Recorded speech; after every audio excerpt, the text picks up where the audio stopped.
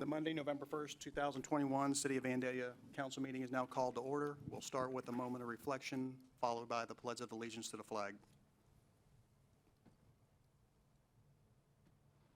Please stand for the pledge. I pledge allegiance to the flag of the United States of America and to the republic for which it stands, one nation, under God, indivisible, with liberty and justice for all.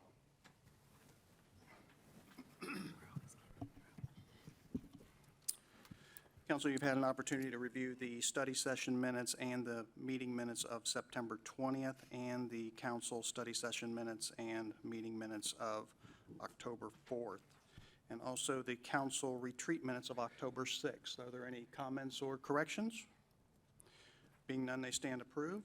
That brings us to communications, petitions, and awards. And at this time, I think Mr. Wendt is going to introduce our new finance clerk, Ms. Tiffany Barnes. Yes, thank you very much, Your Honor. I would just ask that Mrs. Barnes stand up. Mrs. Barnes is here today with Mr. Barnes. Tiffany started with us as a finance clerk in the finance department, backfilling the position that was vacated when Assistant Finance Director Kristen Carnes was promoted. And so she comes to us from the Dayton Job Corps Center. She's worked there for several years in the position of accountant specialist, as a records clerk, and so very strong administrative skill set and very quick learner, and we're so glad to have her on board. All right. And so this is Mrs. Barnes. All right, well, thank you. Welcome, and we're glad to have you. Okay, we'll move on. We have no public hearing. That brings us to comments from interested citizens. So if anyone would like to speak, please come to the podium, state your name and address for our record and your comments. And also, I'd like to note, per the advice of our city attorney, that anyone wishing to speak tonight needs to be personally in attendance. We will not be taking comments from anyone that's participating electronically through Zoom. So if there's anyone like to speak, please come to the podium now. Okay, I'll close the public hearing. And we'll move on to the city manager's report, where we have some information items. Mr. Wendt? Your Honor, the only thing that I would share is that on November 15th, I would ask that we begin our study session at 5 p.m. as we have a rather ample study session agenda, and I'd like to be able to complete all of those items and give you time to give your due deliberation prior to our 7 p.m. meeting. The other item that I have, which on here is showing as old business, if I may. Yeah, go right ahead. Thank you very much, Your Honor, is the citywide policy goals. I had provided those to you based on our retreat in which we went through a goal-setting process. These are goals that as a policy document, we would use to inform the operational decision-making in each of our departments and hand those down the ranks. And I would just request any sort of comments or proposed modifications from council. Anyone have any comments or anything they want to add? Okay, looks good. And thank you very much for your substantial work that went into developing these. I think that staff is really going to respond well to this. And if it pleases council, I would propose that I bring this for passage as a resolution at our next council meeting, just to adopt that and say this is where we're going as a group. Okay, that's fine. Thank you very much, Your Honor. All right, thank you. And we'll move on to our first variance tonight, that being Resolution 21-R-68. Mr. McDonald, by title only. A resolution waiving the bid and awarding the contract for the golf course restroom building project to VanCon General Contractors in an amount not to exceed $75,000. Thank you. Mr. Wendt? Thank you, Your Honor. And of course, I've shuffled my papers, so give me just one moment. At the recommendation of the Golf Advisory Committee and staff, council has elected to leverage American Rescue Plan funds in order to construct a restroom facility on Castle Hills Golf Course. After looking at several options including prefabricated and design build type of option. We've settled on recommending that council consider and give us approval to enter into with VanCon General Contractors the development of a restroom facility for approximately $73,300. And we would ask that we be able to award this design-build contract to VanCon for the Castle Hills Golf Course restroom facility at a cost not to exceed $75,000. Thank you. Do I have a motion? Your Honor, I'll move that we approve Resolution 21R68 as presented. Second. I have a motion by Councilman Lewis and a second by Councilman Blakesley to approve Resolution 21-R-68 as presented. Are there any comments? All right. The only thing I'd like to add is we all know this has been a long time in the waiting, and glad to see it finally come to fruition. All right. Call the roll. Councilmember Follak, Yes. Councilmember Fairst, Yes. Councilmember Lewis, Yes. Councilmember Woods, Yes. Councilmember Blakesley, Yes.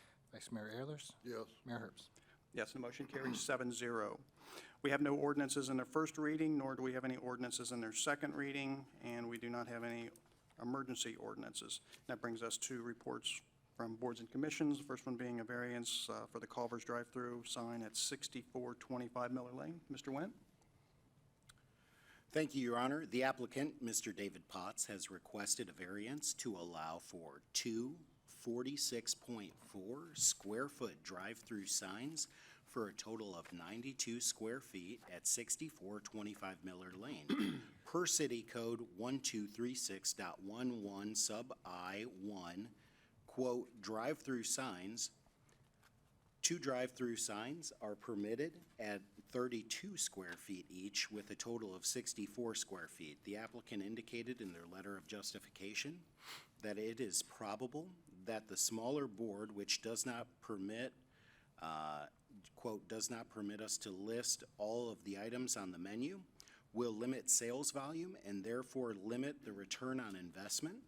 However, City Code Section 1236.11 sub I sub 2 eliminates the maximum allowable sign area if the drive-through signs are completely screened from the public right-of-way.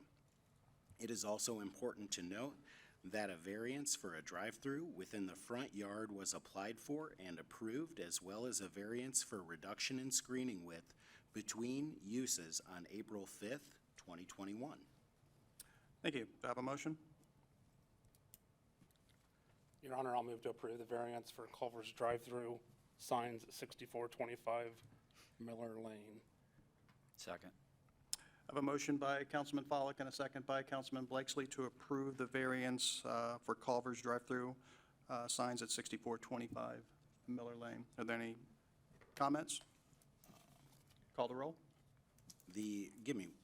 I'm sorry, Your Honor, if I may, there's one condition that I don't think that I put in here, and I'll ask that Mr. Cardo, is he in here, verifies for me. Screening shall be at a minimum of 75% opacity in all seasons, I think is the only condition that was supposed to be on there. I just remember there being a condition. There is, at least it's in the minutes. Yep. So my motion is with the condition Okay. granted by I the wanted to make sure. BZA, recommended by the BZA. Yes. And I'll resecond. Okay. So we do have the motion with the requirements. Thank you. Call the roll. Councilmember Fairst, Yes. Councilmember Lewis, Yes. Councilmember Woods, Yes. Councilmember Blakesley, Yes. Councilmember Follak, Yes. Vice Mayor Ehlers, Yes. Mayor Herbst. Yes, the motion carries 7-0. Next, we have a variance for solar panels at 505 Tionda. Mr. Wendt?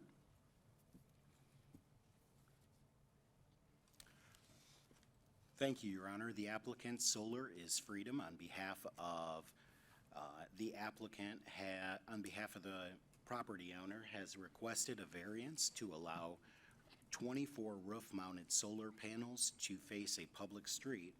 Per the proposed design, 6 panels would face Ranch View Drive and 18 panels would face Tionda Drive South. Per City Code Section 1224.01 sub E 24 E sub 2, Roof-mounted solar energy systems. Roof-mounted solar panels are allowed on any surface that does not face a street. The applicant indicated in their letter of justification that if the panels were moved to the back of the home to the north-facing roof panels, it'd still be visible from the street, and it would significantly decrease the production of the panels at the home. Thank you. Do I have a motion? I move that we deny the variance request for solar panels on 505 Tionda Drive. Second. I have a motion by Vice Mayor Ehlers and a second by Councilwoman Barnes to deny the variance for solar panels at 505 Tionda. Is there any other comments? The only thing I would add is it seems that this is consistent with what we've done in the past regarding solar panels. Call the roll. Councilmember Woods, Yes. Councilmember Blakesley, Yes. Councilmember Follak, Yes. Councilmember Fairst, Yes. Councilmember Lewis, Yes. Vice Mayor Ehlers, Yes. Mayor Herbst. Yes, and the motion carries 7-0 to deny the variance. Next, we have a variance for loading docks facing the right-of-way at 1005 Top Notch Court. Mr. Wendt? The applicant, Contegra Construction Company, on behalf of the potential purchaser, Exeter Dayton Airport Land LLC, has requested a variance to allow 21 loading spaces in the front yard of the proposed cross-dock warehouse per City Code Section 1234.05 C2, off-street loading. Off-street loading spaces may occupy any part of a required rear or side yard, but shall not project into any front yard or into a public right-of-way. The applicant indicated in their letter of justification that this property is zoned for industrial use, and also stated, "We believe that warehouse development standards should be allowed to be consistent with market conditions for warehouse and distribution facilities," meaning requiring cross-dock access. Thank you. Do I have a motion? Your Honor, I'll move that we approve the variance for the loading docks facing right-of-way at 1005 Top Notch Court with the condition made by Mr. Arnold that to allow 21 loading spaces within the front yard, provided the landscaping must be installed in accordance with City Code 123206B for both the I-75 and Deer Run Road loading areas. Second.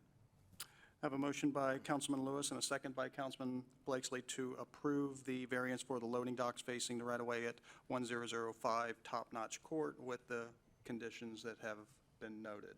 Are there any comments? Call the roll.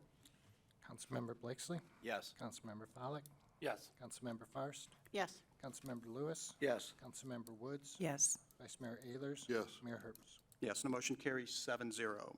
Next, we have a variance for a secondary curb cut at 1005 Top Notch Court. Mr. Wendt?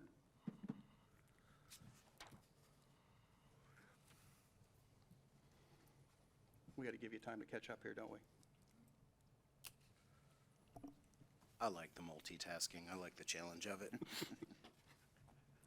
The applicant, Contegra Construction Company, on behalf of the potential purchaser, Exeter Dayton Airport Land LLC, has requested a variance to allow for a secondary curb cut along Deer Run Road per City Code 1234.01 sub D1 alpha.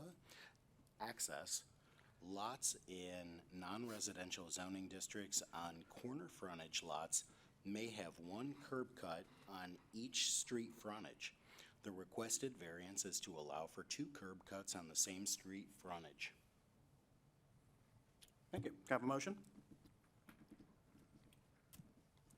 Or do you want to have the applicant speak?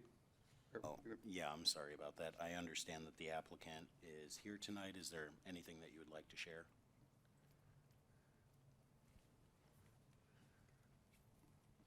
That's all right. And please remember to state your name and address for the record. Robert Curry, 530 Maysfield Road, Dayton. Attorney speaking for the applicant. At the work session The issue was raised for the first time, whether the access point should have a type of median installed that would direct truck traffic toward through the subdivision, the industrial subdivision toward I-75. The applicant does not object to doing that by signage, but to require a right-only out at that location would result in other traffic besides trucks potentially being forced to go right exiting as well. And we feel that the issue can be addressed sufficiently by signage, and it would be a hardship to the property to only allow right turns for all traffic through that area.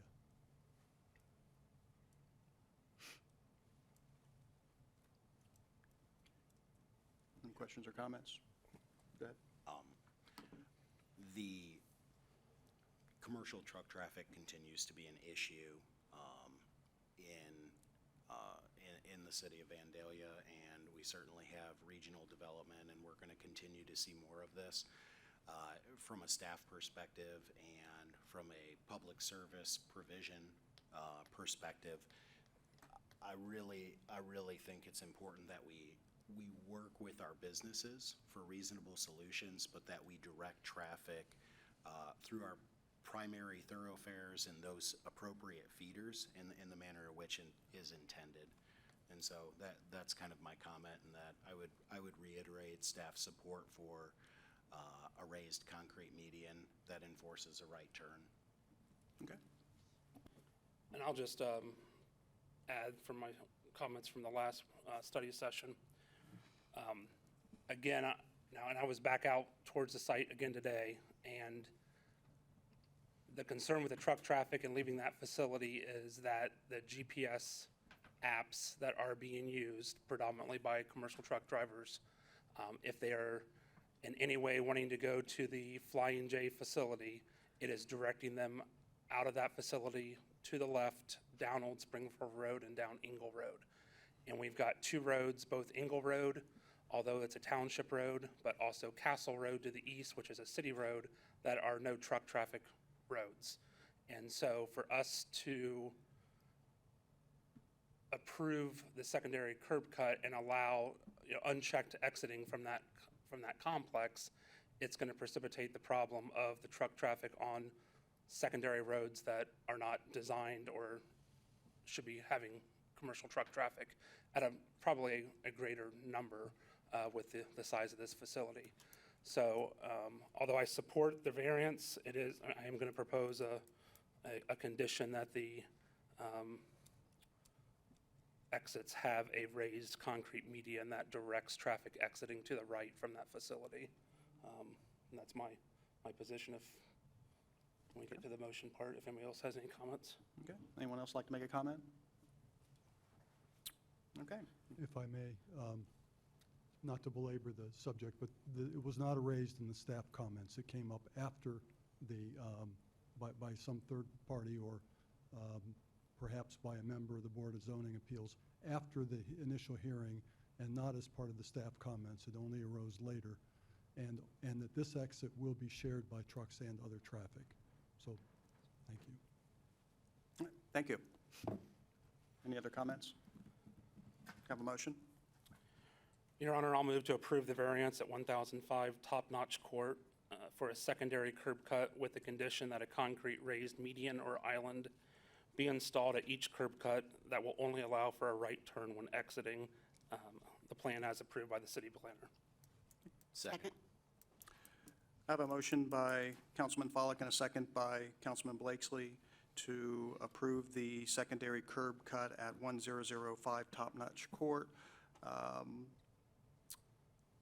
with the condition that a concrete raised median or island be installed at each curb cut that will only allow for right turns when exiting the property as approved by the city planner.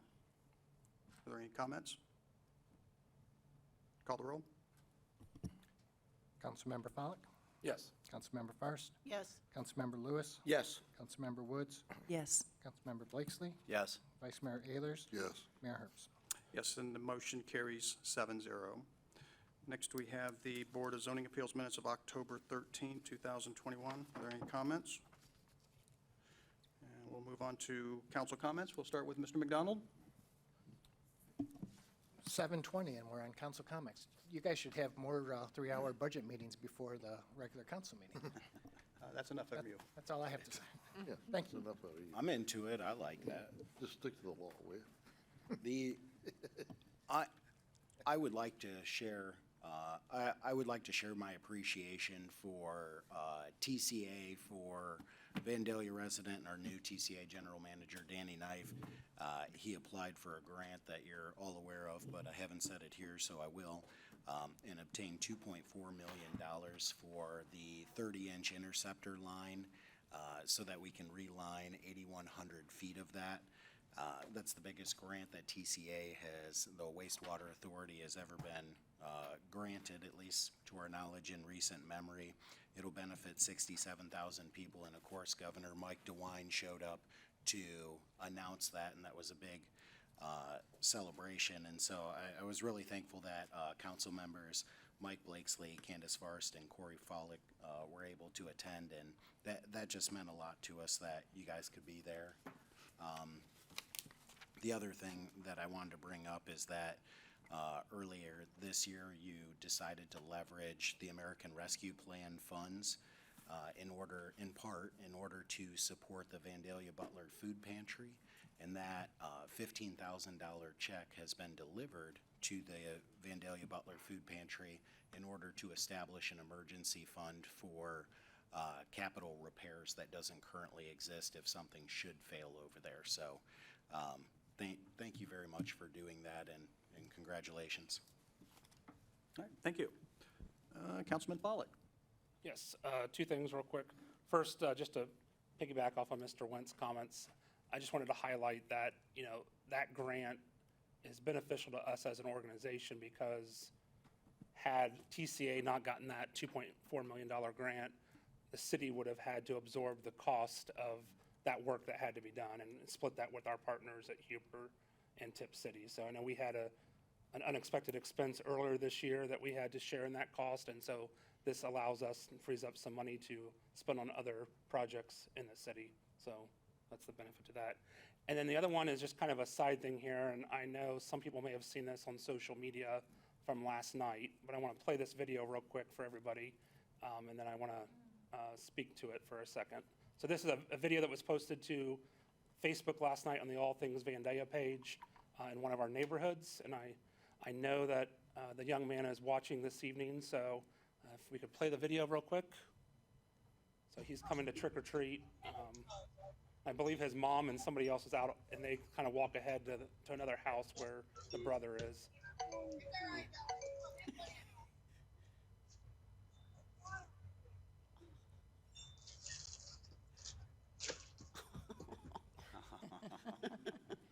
So I think this is Daniel Suter, and I'm sorry, Dylan Suter, not Daniel, Dylan Suter.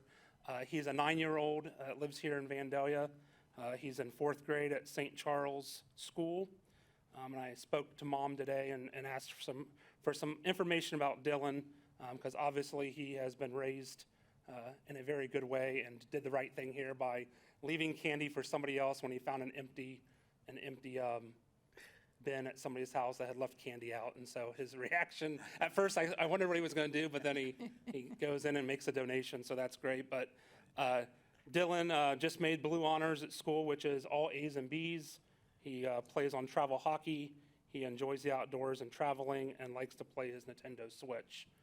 Just a shout out to him, and of course to his parents, who obviously are doing something right with this young man. So Sarah Suter, who's his mother, and Marcus Suter, his father. So thank you. I know Dylan's listening tonight, so congratulations, Dylan, and hopefully you get some more good press from this. I know it took off on social media last night, so that's all I have. Thank you. Councilwoman Farst. Gosh, that was so cute. Thank you, Corey. we were out last night handing out candy. We sat out front, and really do miss the numbers of kids that used to come. We had a nice group, and I had grandkids over there, but they had to stand out on the street trying to recruit trick-or-treaters to come. To come. But they were all in our neighborhood. Were they? That was cute. I want to say thank you, Dan, and staff, for your participation in the TCA grant. And what I'm thinking is that if everybody was able to watch the video, you made the best speech. You really did. You really did. I was impressed. And so thank you for being there, and thank you for staff. All right, That's it. Thank you. all right. Councilman Blakesley? Well, just to add to the TCA part is that when we were standing there and the governor was about to announce the amount, because I don't think we knew the amount beforehand. So it was kind of a surprise, and we knew it was up to 2.4 as such. And so as he made that announcement and we got the full amount, I know the three of us were standing like, woohoo, woohoo. Just, I mean, you're just excited to know that all that hard work that everybody did to obtain that grant and how beneficial it is to all of us, and not just to Vandalia, but to the other cities as well. So it's a great partnership. And to Dylan, what great integrity for a fourth grader. I appreciate you sharing that. You know, it gives us faith of the younger generation coming up. So that's great to see that. That's all. All right, thank you. Councilwoman Woods? Nothing this evening, thanks. Thank you. Councilman Lewis? Only just a quick explanation that the TCA is an entity that was created by Huber Heights, Tip City, and Vandalia, so the consortium of these three cities. And they built and maintain a sewage plant that's located in Huber Heights, or off of Needmore Road. And the grant and the hard work of Mr. Knife and city staff was able to procure this grant. And that $2.4 million goes a long way to defray the expenses of this entity. And that's what our water and sewer rates go to. So it will defray the increases, which are incumbent on almost all utilities currently across the nation, and we're no exception. But that $2.4 million then helps stabilize to a degree the finances of that entity. So it was a real big win for all of the citizens. And in closing, I hadn't seen that video of the young man, and that is a classic. And hats off to you, Corey, for spotlighting that. That was good. Thank you. Vice Mayor Ehlers? Nothing, thank you. All right. And I did see that video earlier today, and I appreciate Councilman Pollack taking the effort to recognize him the way he did. It says a lot about you know, his character and the way his mom and dad are raising him. He's obviously going to be a fine young man. The thing I got the biggest chuckle out of is when he was getting the candy out of his bag, he just started to do his dance. And like, I would love to know what was going through his head at that time, but it was something I think everyone in Vandalia that saw that really enjoyed. And you know, it's a great testament of what a great young man that he is, and you know, again, a testament to his mom and dad and raising him the way they have. So with that, this meeting is adjourned.